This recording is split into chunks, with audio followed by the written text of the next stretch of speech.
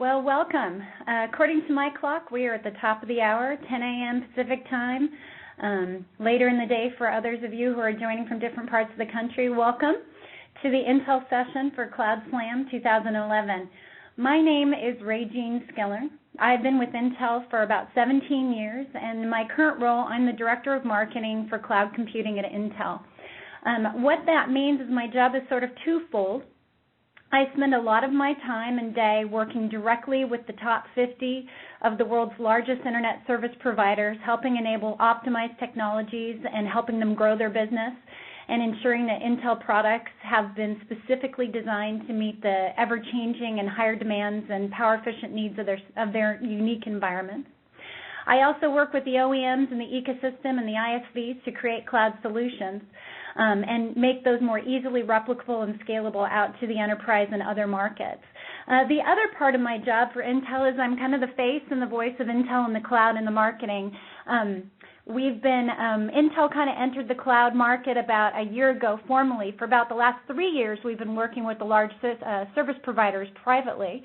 But publicly, we kind of came out last year. We made a large announcement, and I want to share with you today what things we've accomplished in the last 9 months since we made those changes and what some of the new solutions and tools and ideas are out there to help you and others move the cloud from a vision to reality and turning it into real action. So with that said, I'm going to jump into my presentation. I'm going to speak for about 30 to 45 minutes, and then we'll leave time at the end for Q&A. All questions need to be submitted through the WebEx tool on the bottom right of your screen, and I look forward to hearing those questions at the end. Thank you.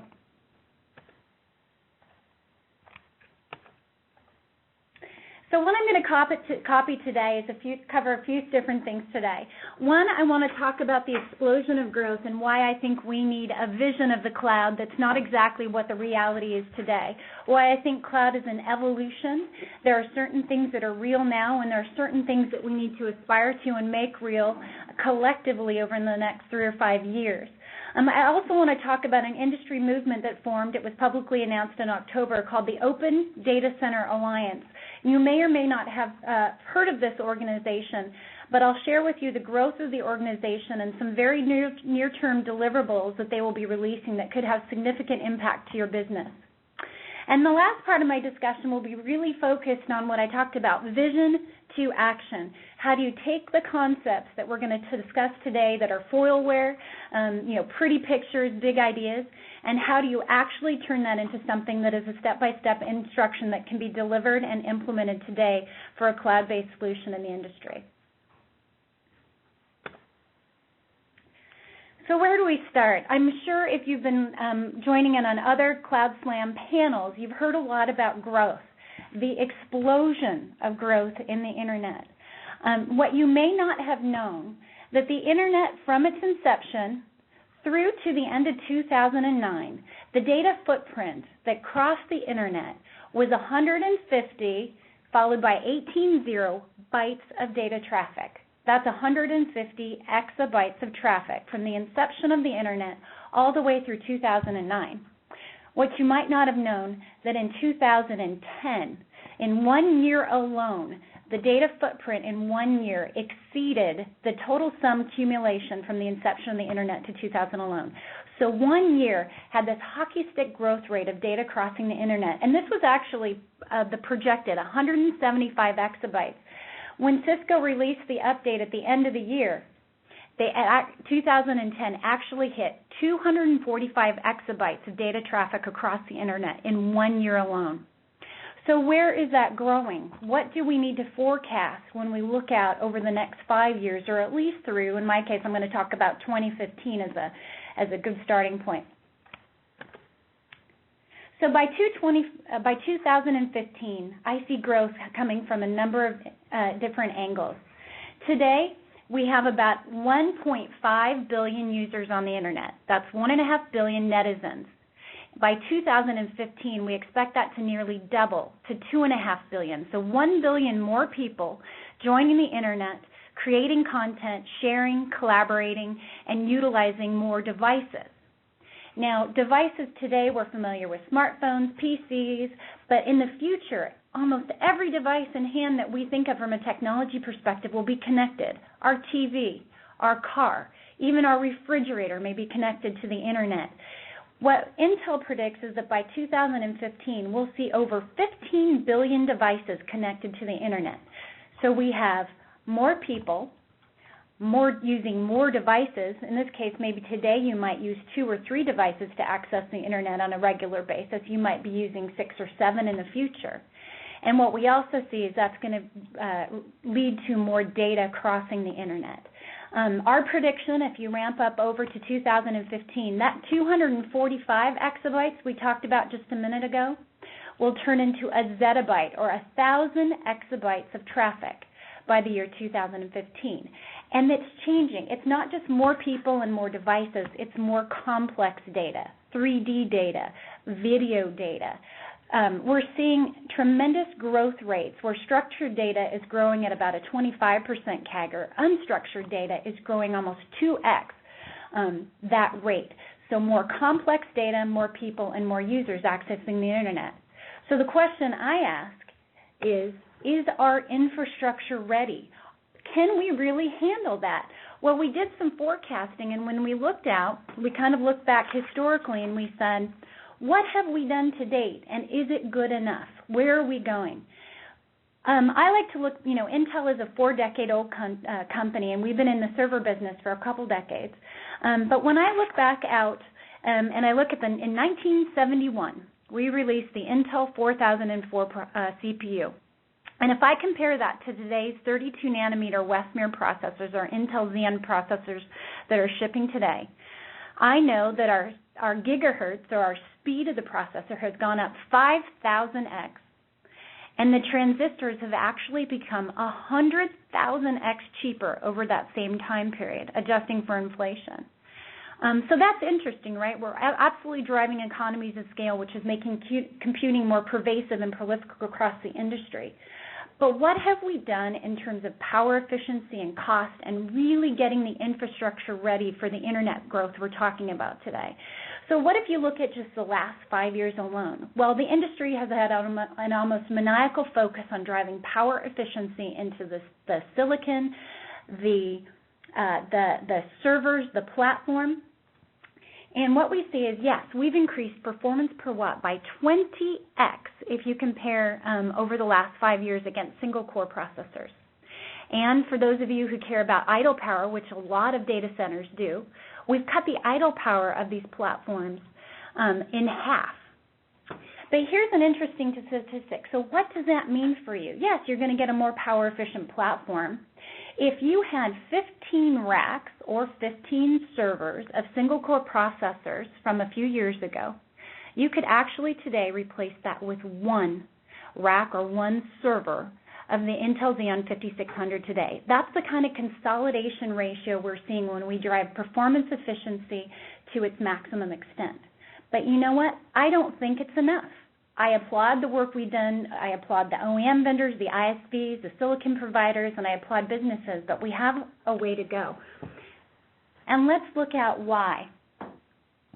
Well, when I look at some of the market surveys and I talk to customers, I talk to enterprise customers, I talk to the service providers, I talk to Intel's own IT shop, I talk to analysts. When I look at the data, I kind of wonder to myself, where do we have to go next if we're going to truly bring the cloud to full reality? And I typically hear about 4 key issues that pop up. The first one is security, and I don't think that's a surprise to anybody on the line. But there was an IDC survey that came out at the end of last year. 70% of respondents say that security is still a top concern in moving to the public cloud. If you triangulate with some of the data in the market that says the cloud services business by 2014 or 2015 could be almost $150 billion, 70%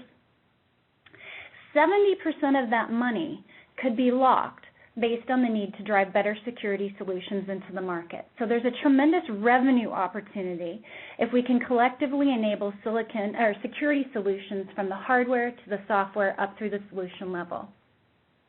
What about efficiency? Well, I just mentioned that from a power efficiency and performance efficiency standpoint, we've done a lot. But what I also did is I did a rough back-of-the-envelope calculation and said if we held power efficiency constant to date and the Internet grew at those hockey stick growth rates I mentioned before, to service that amount of growth, we would have to build 45 new coal power plants to provide the power necessary to fuel that Internet growth. So we must continue to drive performance efficiency at a rate equal or better than the growth of the Internet. Otherwise, we're going to have impact not only in cost of power, but in the environmental impact of power. Manageability is another one. I think, as we've moved from environments, from non-virtualized environments to virtualized environments, and now we're looking at extreme automation and the dynamic capabilities that a cloud can provide, manageability is often a high-level concern, not just management at a server level, but data center management, using policies to control and optimize your data center environment. I worked with Bain, an independent consulting company, and we looked at the cost of managing virtualized environments if we continue to have this VM sprawl and growth rate, and if we don't provide better solutions to manage them. And what we looked at, if you accumulate over year through 2015, IT could potentially spend $2 trillion on managing the environment, and we need to make it simpler. We need to simplify our environment so that as we build out for this growth rate, that we can easily manage it and not waste cost in addition to it. And the last piece is lock-in. This is an industry topic that comes up year after year. But what's interesting in the cloud is it's shifting. Many players are jockeying for your time, your influence, to be your priority as you implement cloud solutions. But what about lock-in? There are certainly benefits for vertically integrated solutions. There's certainly benefits for getting a package that's complete up through the service layer, and I applaud those benefits because they do provide value. But what about lock-in?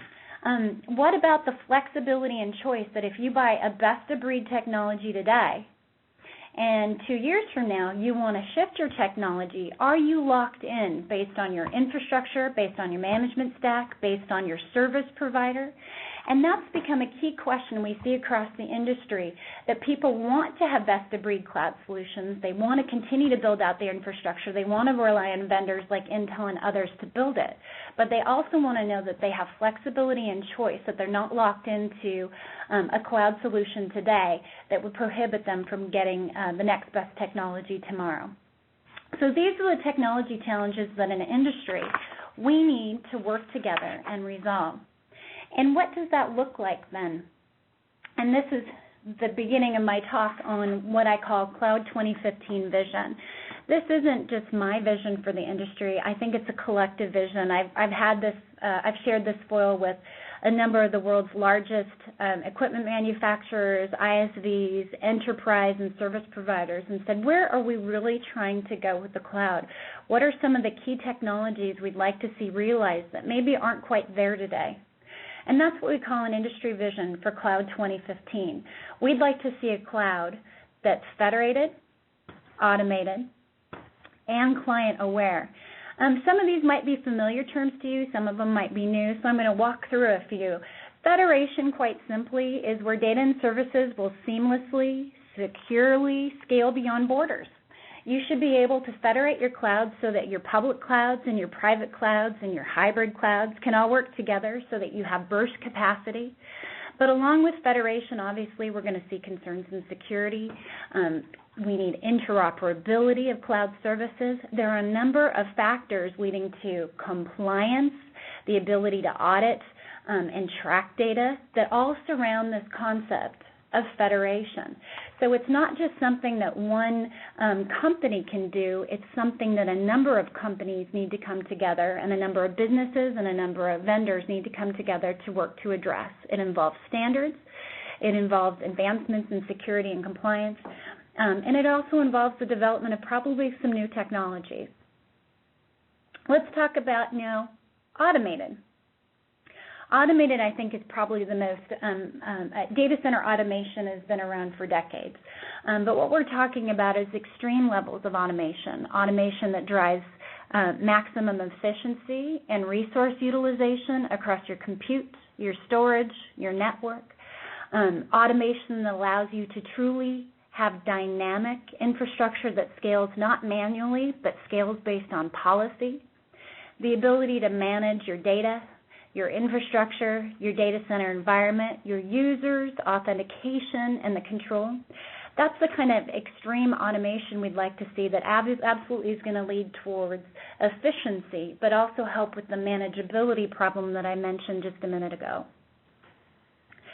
And the last one, client-aware, is probably the one I like thinking about the most, because it's probably the most real for those of us who are consumers of IT, personal consumers as well as just in the data center business. We believe cloud services should be client-aware. If you're using a device in hand that has power and performance capability and graphic support, then you should get an optimized experience for that device that takes advantage of all the capabilities of that device.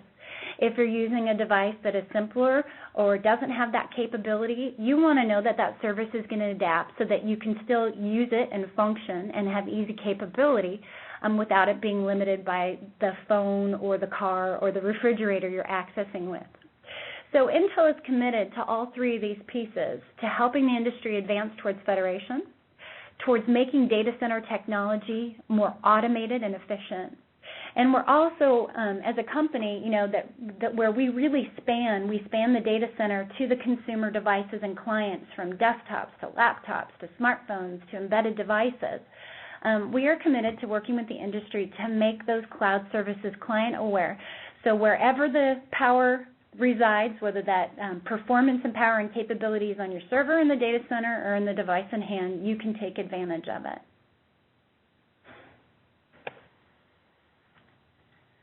So it's a nice vision, you might say. And yes, some of you might have data centers or be working with customers who have data centers that are certainly advancing in this direction. But what I'd like to talk about now is really, how do we get the industry to move there? How do we make the Cloud 2015 a path or a roadmap that people can implement today, next year, and the year after to get towards some of these capabilities and benefits? And I'm going to talk about it in three pieces. The first one is really understanding requirements in the data center.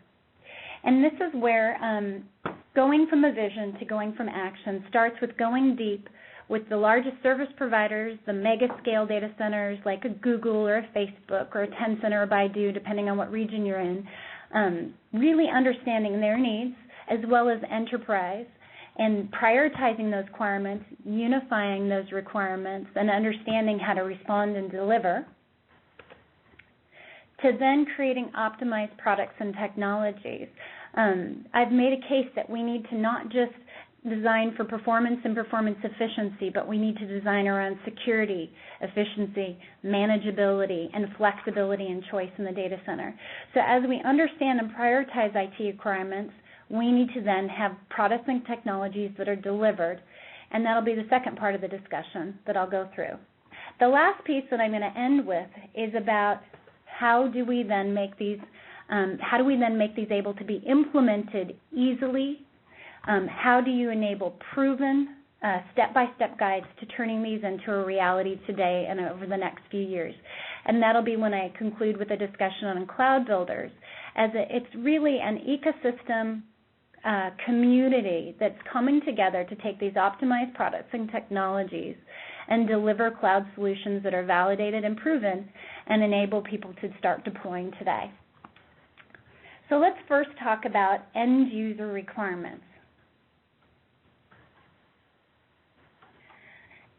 Over the last couple of years, cloud has been a definite hot topic in the industry. There's been a lot of hype. There's been a lot of different groups forming to address certain pieces of the puzzle.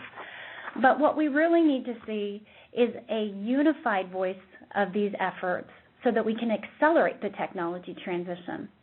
Intel as a company, I'm proud of our heritage. For 4 decades, We've been a company that has embraced major industry technology inflection points and worked to accelerate that, whether it was from the mainframe moving to the client server, whether it was driving down the cost of compute, or whether it was some of these other technologies I have listed on the slide when we helped drive USB as a standard, PCI Express.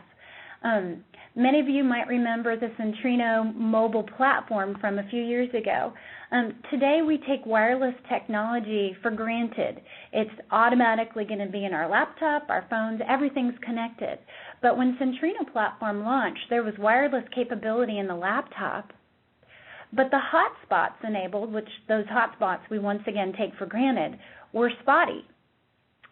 There were very few of these hotspots.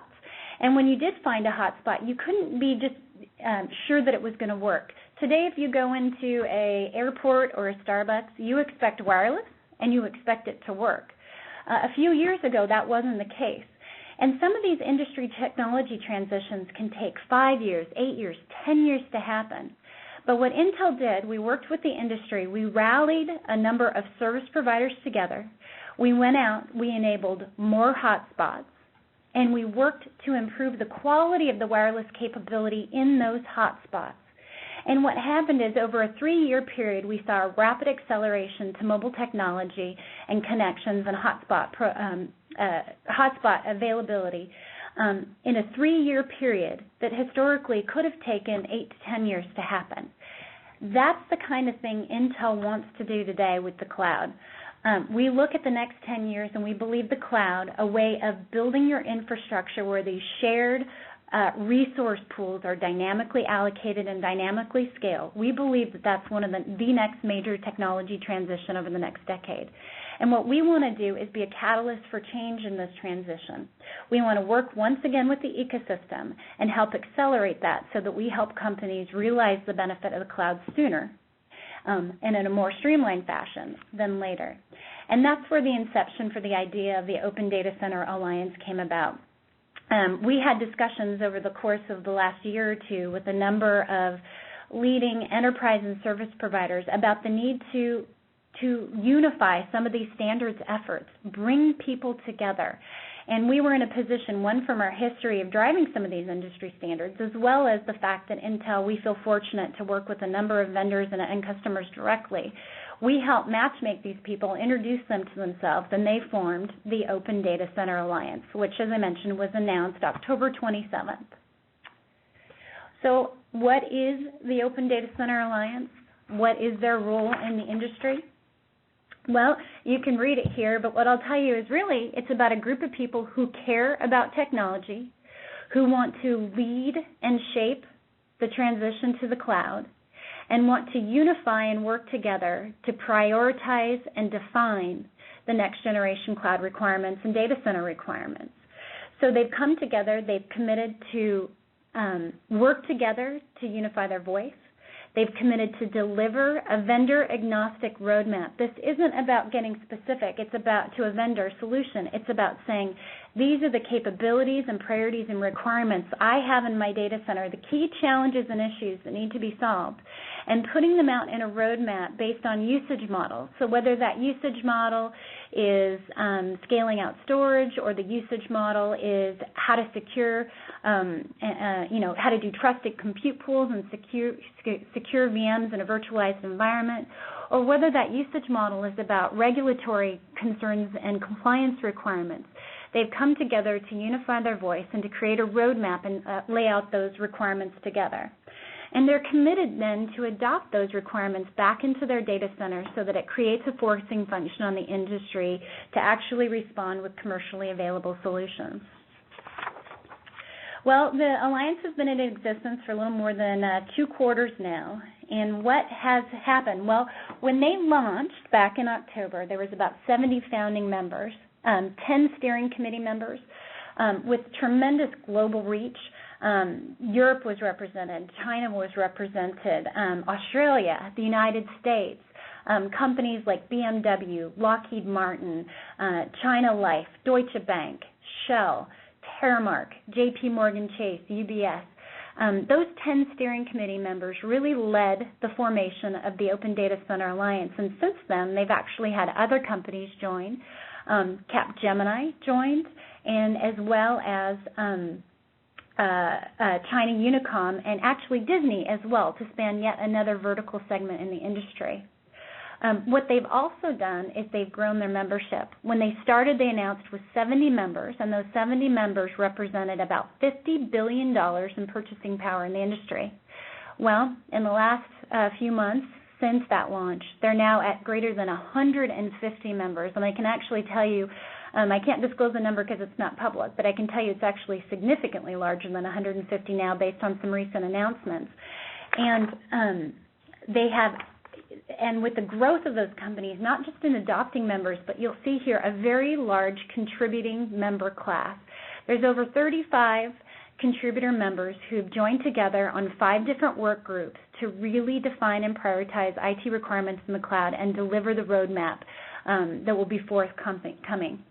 And what's an interesting announcement, I mentioned that there was growth following some announcements. Last week on April 13th, the Open Data Center Alliance announced a solution provider tier.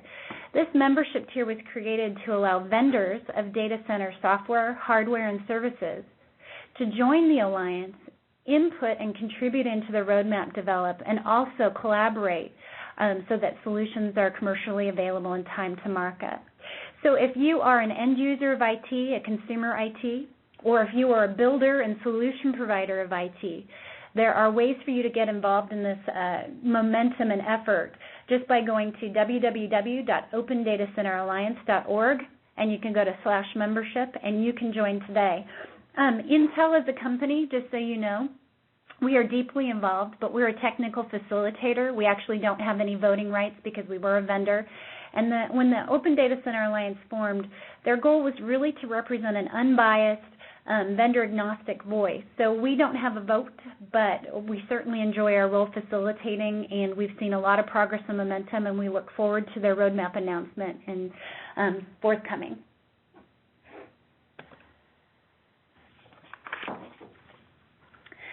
Now I want to shift gears just a little bit. I talked about the middle piece. I said I'm going to talk about defining and prioritizing IT and service provider requirements, to delivering optimized technologies, to making these solutions more deployable and replicable in the industry. I want to talk about optimized products and technologies. A lot of people think of Intel as only a silicon provider, a CPU provider, but actually when we look out at next generation cloud and data center architecture requirements, we look up the stack all the way through the operating environment and management of those solutions.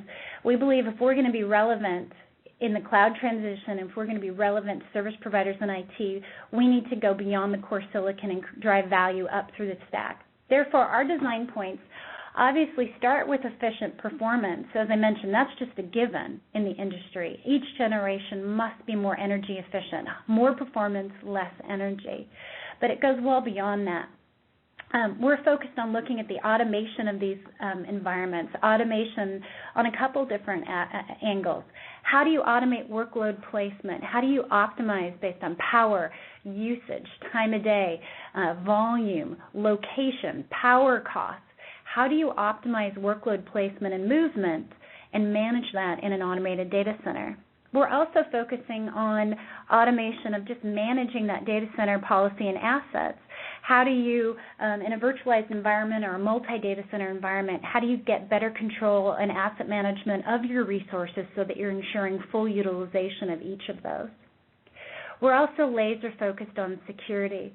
I'll share with you in just a minute why I believe security needs to start in the hardware, but we're looking at not just securing the data, but securing it as it moves, and also that audits and reporting capabilities that are so critical for compliance in the industry. So when you have trusted compute pools and you move them from one server to another server, from one data center to another data center, you need to ensure that that migration is secure. And especially when we're talking about federation and you're moving from a private environment to a public, you need to ensure that that federation is secure. You might not have noticed, but on my title foil, I said that I was with the data center group at Intel. I'm not with the server group, even though 2 decades ago my title said server group. I'm in the data center group because we believe silicon and technologies and innovation needs to span the compute, the storage, and the network in the data center. So a number of design points for us are around the networking. How do you speed up the bandwidth? How do you unify and streamline your networking requirements? How do you make it more cost-effective, especially as you scale? And storage, I think, is a really interesting, when I talk to service providers, performance is never one of their top concerns. Storage actually often comes up as one of the major challenges they're trying to architect, storage and bandwidth, as they architect their cloud solutions, particularly in a virtualized environment. And those storage solutions kind of fall into 2 categories. One is managing the large data sets, right? We're talking terabytes of data. We mentioned that, it's storing your photos and storing your, archiving of data. But as the internet grows and we have this 3D complex, video data on the market, data sets are growing, especially if you look at like a gaming segment and the type of data created. So one aspect is scale for these large data sets. Another aspect is, I'll call performance of the storage. Sometimes the driving force behind the storage decision is really ensuring that I/O bandwidth is maximized, ensuring that you are getting the highest performance access and fast retrieval of these data sets and active VM images from your cloud environment. So we look at a number of design points when we design our silicon technologies, our platform technologies, and our software solutions. And I want to talk to you about some of the key technologies we've enabled with our ecosystem vendors and partners to help you make some of these, to implement some of these in your data center today. I'm going to bucket them into 3 categories. When I look at the next generation data center and I look at this open data center requirement, as I mentioned, the open data center is really about driving best-of-breed technology solutions that are built with flexibility and choice in the data center. And the Open Data Center Alliance. I'm going to bucket these technologies in kind of 3 different areas: secure, efficient, and simplified. And let me give you a little more detail on each. Security in the cloud, as I mentioned, starts for me in the silicon and extends up through the user. There are a number of things we need to implement. And I think what's interesting in a virtualized environment or a cloud-based environment, in the past, we secured things based on hardware boundaries, right? Your data was on one server, and that was a physical boundary, and it was physically separated from data of other customers, other users, or other types of data. In a virtualized environment, you're actually asking the software to protect one VM from another VM, to isolate. And what we've done is, by using virtualization technologies and combining it with an Intel technology called Trusted Execution Technology, we're actually saying, instead of just trusting on the software to isolate, you can rely on the hardware, so a hardware root of trust, to isolate that VM and build out enforcement. And that's what TXT allows you to do. So with these emerging attacks in the data center, virtual rootkit attacks, or these VM escape methods, right, there's all this scrutiny on how are you isolating and protecting your VM in a virtualized environment. You can get, I believe, a more secure implementation by isolating back down with the hardware level and using a technology like TXT. Okay, so now you've taken your VM and you put a hard shell around it and it's protected. But in a cloud environment, you have to move it. And that's where security heightens and the security risk is greater enforced. How do you enforce that security so that when that VM moves, you know for certain that it is landing on a trusted platform? Well, TXT also allows you to set policies so that you can identify the safe, the known, the proven platforms, and that VM will not even boot unless it meets the policy. And that's what TXT allows you to do. You have a secure root of trust and a protection change everywhere that VM moves, because it will only boot it will only boot if it's in a protected environment. And if there is any issues, it's going to report that data out, so that you can track, and then once again, you can use that information for compliance, so that you know that because you can now comply and report back to your customers that that data has only been in a secure chain of trust throughout your environment. Okay, so now we've isolated the VM. We can move it safely, but even for some types of data, that's not enough. Personal data, often by many government regulations, has deep requirements that personal data needs an extra layer of protection, and that's where encryption steps in. Many of you probably have laptops that are encrypted, but why isn't encryption used more pervasively on more types of data? Well, because encryption usually has performance overhead. What we've done in our new silicon technologies is we have a technology called new instructions that are embedded called AES&I, Advanced Encryption Standard, new instructions built into our core silicon. Speeds the time to encrypt. Dramatic performance improvements, over 40% performance improvements using the AES&I instructions for encryption.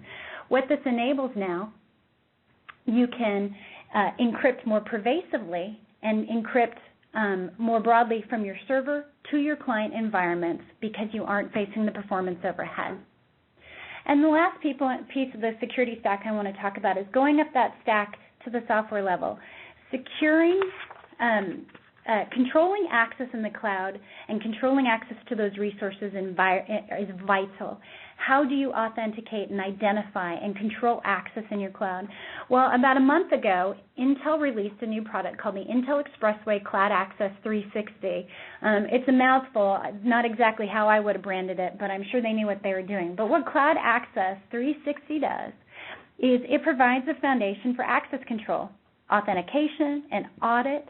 And these are essential parts of the governance model as more data and more critical data shifts to the cloud. So once again, you might think of Intel as a silicon provider, but we also have these software solutions, and I'm sure you've heard about our McAfee acquisition. These software solutions that are enabling more secure access and authentication in the cloud.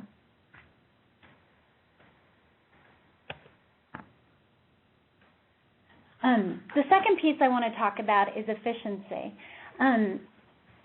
In my mind, efficiency starts with the platform and the infrastructure all the way through the data center level.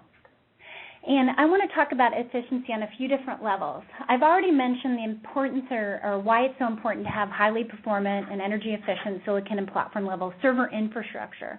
But I want to extend that up through data center design. When I look at data center efficiency, I'm scared by some of the projections. Today, total power consumed by data centers is about 2 to 3% of all, or will be by 2014, of all electricity generated.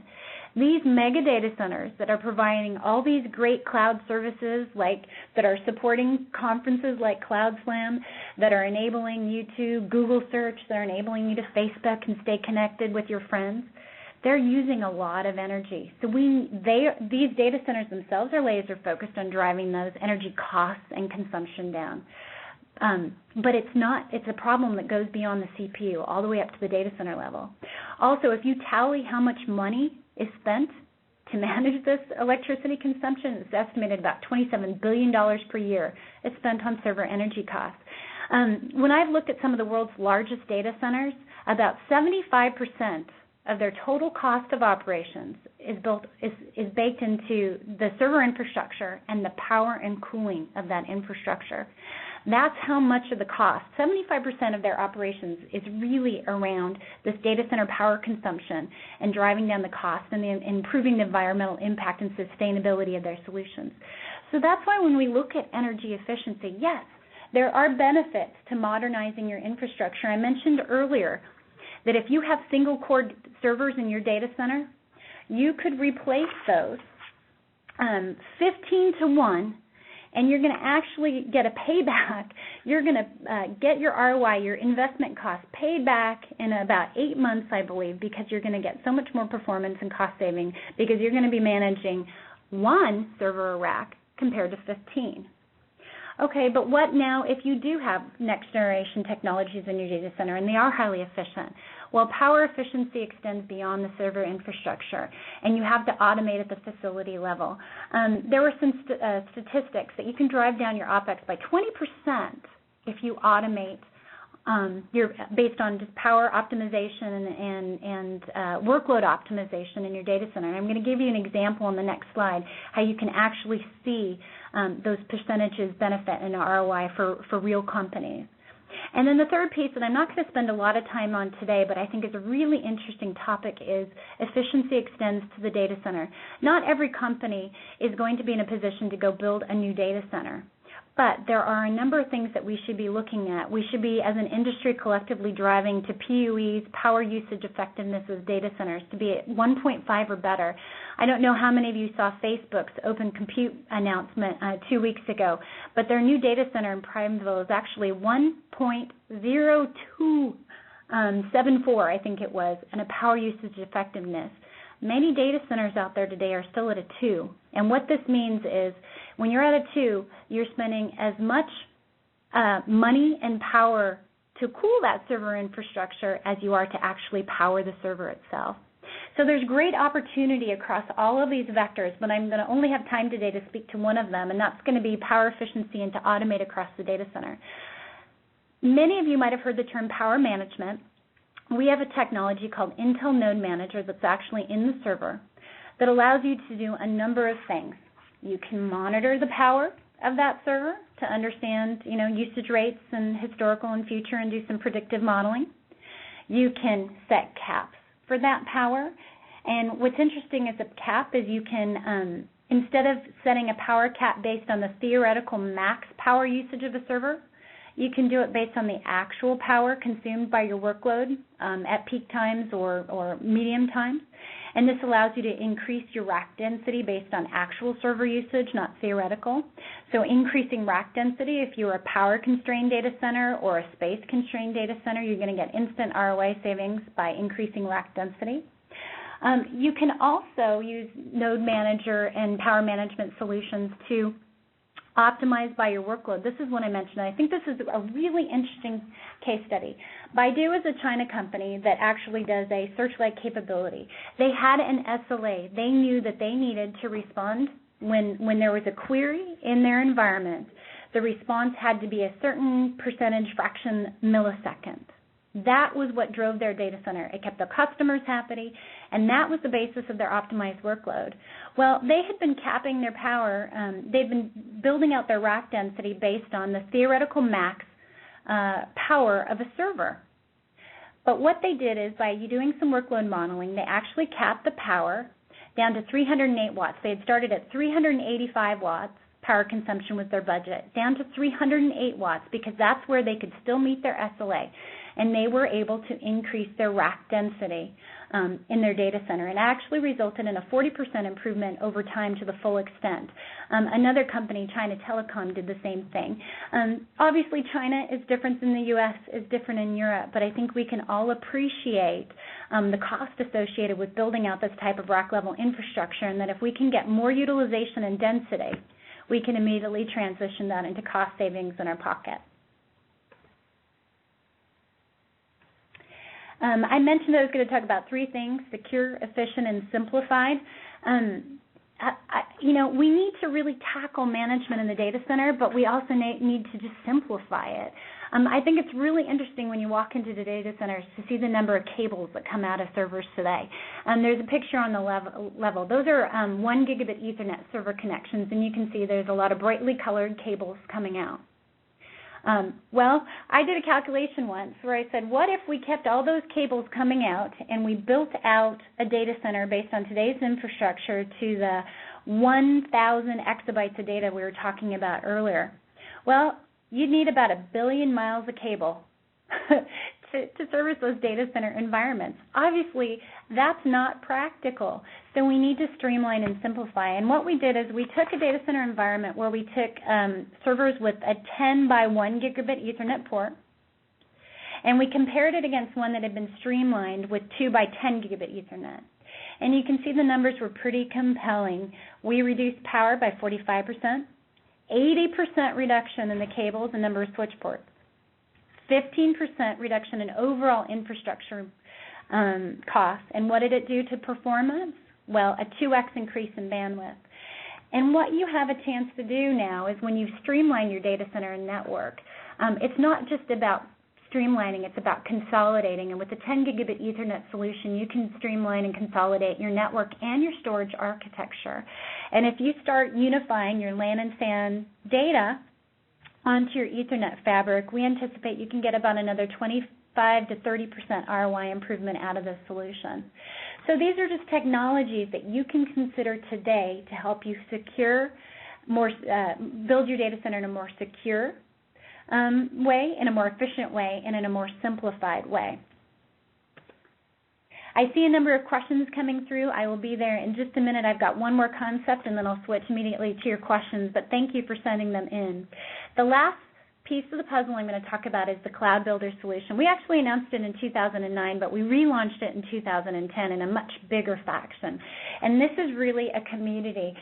We laugh because when in Intel, we initially named it the Intel Cloud Builder Program, ended with the R.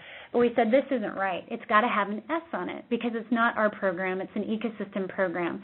And you'll see that we work together with companies, a range of companies. I'll show you on the next slide, over 20 hardware service providers, system management vendors to create these solutions. And what we did is through the Cloud Builders program and community, we said let's look at those prioritized IT pain points. Remember, we said it all starts with understanding IT requirements. What are they trying to do? And I'm just going to take an example here, trusted compute pools. We said, what's the software stack available today? Can you really do it? Well, yeah, we do have CPUs that are enabled. There's TXT, that's great. And, yep, we have the virtualization solutions. But there are some pieces that are missing in the industry to create a full stack. And that's where we worked with our partners to build the stack. And this is just one example with working with VMware and a company called HighTrust to make sure that we could build that entire solution stack to enable trusted compute pools. And then we proved it. We have Cloud Builder Labs. Intel actually has a number of labs that we own. We work with our partners to build out labs, and we build these out in scale. These aren't just theoretical. We actually build clouds. We test it out. We bring the ISVs in. We bring the partners in. We spend weeks with them validating the solution and documenting them into a reference architecture, which then can be scaled. So if you go to the Cloud Builders website, you can download over 20 reference architectures, and these are not marketing documents. I need you to know. These are sometimes 40 pages, 80 pages of deployment guides that are step-by-step instructions to building out some of these key usage models, whether it's just building out infrastructure as a service in your environment, public or private, to optimizing for power efficiency and power management, security, or simplification. So you will have the ability to go to cloudbuilders.com or intel.com/cloudbuilders, and you can look at solutions from a variety of hardware and software vendors and management vendors listed here, and you can get real, proven, validated solutions today that will walk you through how to do any of the build a cloud or enhance a cloud things that I've seen. So I'm going to wrap up my piece of the discussion by saying, you know, Cloud 2015 is an industry vision, and I believe that when we fully realize the benefits of the cloud, we will have a federated, automated, and cloud-aware cloud. But just because it's labeled 2015 doesn't mean that it's in the future. It is starting today, and there are some real, proven, deployable solutions available on the market. I encourage you all to investigate the Open Data Center Alliance and explore participation and collaboration. Be a part of the momentum and the movement to unify IT requirements and really shape and influence the cloud going forward, and ensuring that as these solutions come to market, that they're interoperable, multi-vendor, that they're truly enabling flexibility and choice in the data center, as well as please go to the Cloud Builders website. You may have a vendor of choice in your environment or solutions you prefer. I think you'll find most of the leading hardware software vendors are represented. Look through the solutions.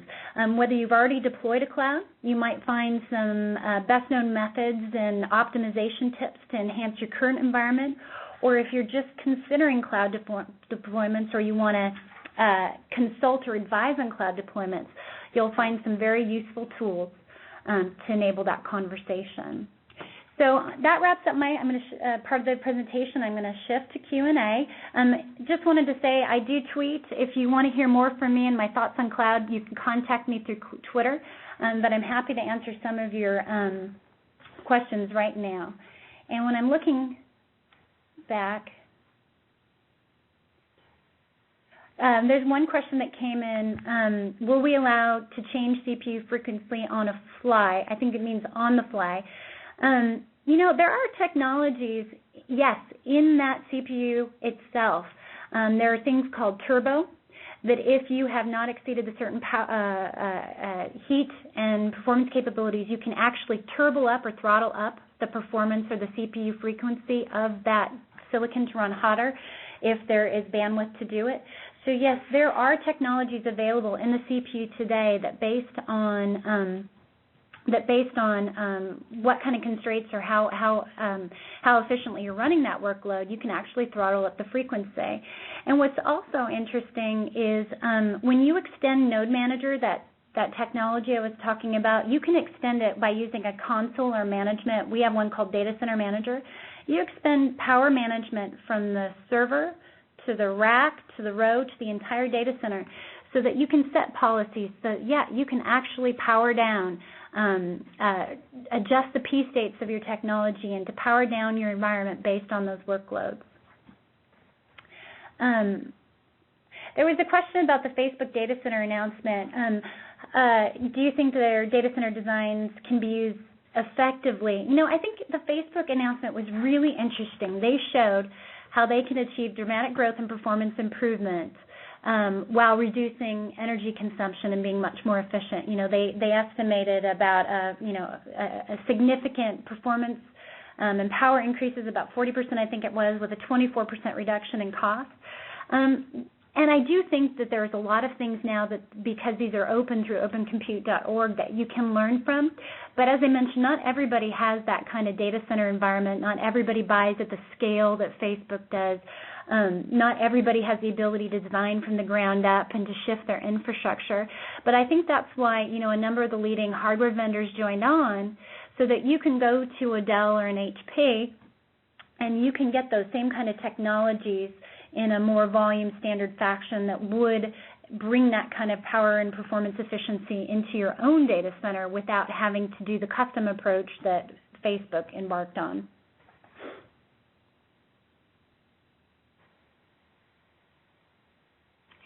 There's a question about Verizon's introduction of LTE and 100 gigabit internet connectivity. Does Intel have any hardware to match? We're talking 10 gigabits a day. We obviously have a future roadmap. There's a lot of things I can and cannot discuss in a public environment. But if you have specific questions, please contact me via Twitter, and I can connect you to our LAN access division. And based on the setting, we can give you more information about our future roadmaps and products and how that would integrate.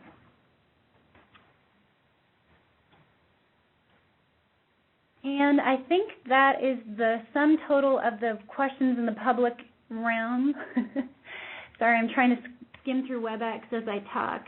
If there's any other questions that I didn't address, please contact me. I love meeting new people. I love hearing your ideas. I love being challenged. Let me know. And if there's any other information, please visit, as I mentioned, intel.com/cloudbuilders or www.opendatacenteralliance.org. I think there are a lot of useful tools. Oh, wait, we just got another question in from Twitter. It says, if you want to have an open data center, do you team up with BMW or a company who knows how to build data centers? Well, I think your question is, who do you team up if you want to do these kind of things? And I think what we've said is you have to team up with the industry. And that's why the Open Data Center Alliance focuses on companies like BMW, who are building out the data center or who are embarking on large cloud deployments, or Shell, or Terramark, or Verizon, who's also a member, or AT&T. All these companies are a member of the Open Data Center Alliance.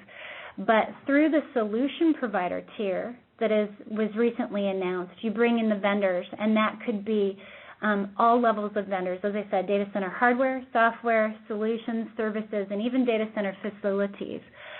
So yes, I agree that you need to work with a number of providers, and the Open Data Center Alliance, as I mentioned, well over 150 members, and that number is growing with the introduction of the solution provider tier last week. Well, I thank you for your time. I appreciate you listening. Please contact me with questions, and enjoy the rest of your conference. Thank you.